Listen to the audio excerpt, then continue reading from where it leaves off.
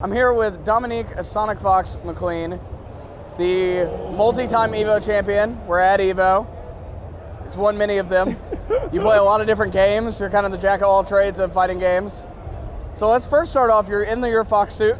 Can you kind of give our viewers, some background on the Fox suit and why this is your attire? Well, long story short, this is my persona. I created him. And then I eventually commissioned somebody to make me a fursuit in the shape of him. And now here I am. That's my persona. I am now SonicFox. Why did you choose a fox over everything else? Well, I found foxes extremely cute. And they also tend to be super annoying and very, very, very tricky. And I don't know, I just kind of had a love for them. And now here I am. So you might look nice in the fox suit, but you're a killer in game. Well, how did you develop that mentality at a young age as well? You're fairly young. How did you develop that mentality to be such a killer in game? Well, my playstyle in game is like being a bully. I like being the biggest I possibly can to people in game, and I learned what characters can fit my playstyle extremely well, and then I kind of just maul people.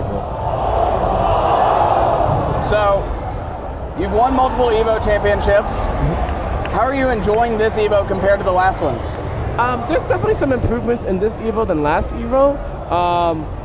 I'm definitely in it for the long run. I'm happy I could say that I made top 82 games now, which is both Injustice 2 and Dragon Ball FighterZ. And I'm just here to win, honestly. You lost to Tweety earlier. That was a very emotional match. He's gotten very good at Injustice, but you've kind of focused on Dragon Ball a little bit more. First, how did that loss feel? I didn't really feel anything from the loss, because I already knew I was going to lose. I can't handle fighting Starfire really well, and he's really good with Starfire.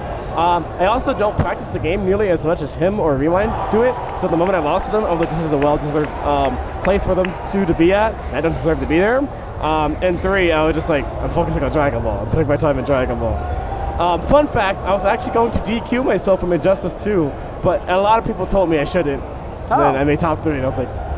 Well, congrats on that. You, for years, in Mortal Kombat and in Injustice, and now in Injustice 2, you for years were known as the NetherRealm God. You were really good at it. You were consistently placing. You won multiple EVOs in their games. What made you want to switch out from those games and kind of focus more on Dragon Ball, which you've played and kind of placed on the top end for the last couple of months since it came out? Well, at first, I thought I only loved NetherRealm games, and then Skullgirls came out, and I fell in love with Skullgirls, and I realized I loved fighting games. I'll pretty much play any fighting game that really catches my attention, and as long as I have the passion for it, I try to get as good as I possibly can. So, right now, my biggest passion lays within Dragon Ball FighterZ, and I want to prove to everybody that I'm the best. Mechanically, many of the fighting games differ from one another. They play very differently, but you're consistent among most of them, right? How do you do it? Because of my years of playing multiple different fighting games, I'm pretty used to changing back and forth. Almost every fighting game is even though it's a fighting game, I can bring over some stuff there. Usually, I have to treat it like its own game, so I don't usually have muscle memory that carries over. Only muscle memory that usually carries over is in old successor games, how I can go from Injustice 1 to Injustice 2, and some things about characters will be similar.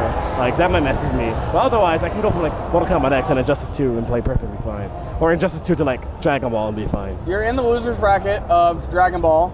No, I'm winners. You're in winners? Yes. I thought somebody said you lost. Sorry. They lied to you. You and GO1 have had a really good rivalry this year. This is kind of the spot that it might culminate into everything? He made top 8 winners, I made top 8 winners. Even though I'm going to have to go to Fenrich first, I think we both want it more than the other. And it's kind of incredible how far we've made it. Have you guys gotten to know each other personally in building this rivalry? We've gotten to know each other a lot more personally. Just not too much because obviously there's a language barrier. So there's a lot of things I'd still love to ask Goichi, but I'm going to learn Japanese just so I can eventually be able to communicate with him. But we definitely have the biggest rivalry right now because it's come down to us literally wanting to be the best in our respective regions to the point where to prove to everybody that we're the best in the world. And it literally came down to I'm the best in the US, he's the best in Japan. And that's literally why we got grown so strong with each other and grown this big bond of just wanting to be better than each other. What is it like? You haven't really had that in a game in a while. What is it like having a rival that is that good? It's kind of incredible because it's not just having a rival that's just that good. It's also having a rival that's just as passionate as you as well.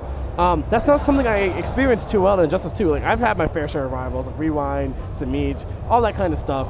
Even though we're training partners, the passion that I feel that we have in Injustice 2 is not nowhere near compared to the passion that Goichi and I have in Dragon Ball FighterZ. Tomorrow's a big day. There's going to be a lot of people in that event center down the hall.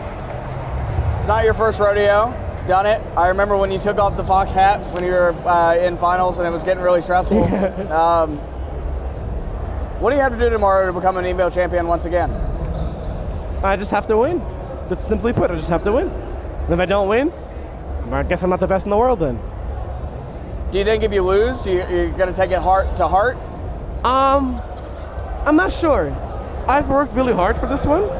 More harder than any other game I've ever played in my entire life. I know that I'll have more opportunities in the future even if I lose this one, but I don't want to think about how I'm going to lose, you know? I'm confident I can win. And if you win, what's the first thing you're going to do after you win? I'm definitely popping off, 110%. The furries are definitely getting shout-outs because, you know, love the furries. And then I'm going to go die in bed.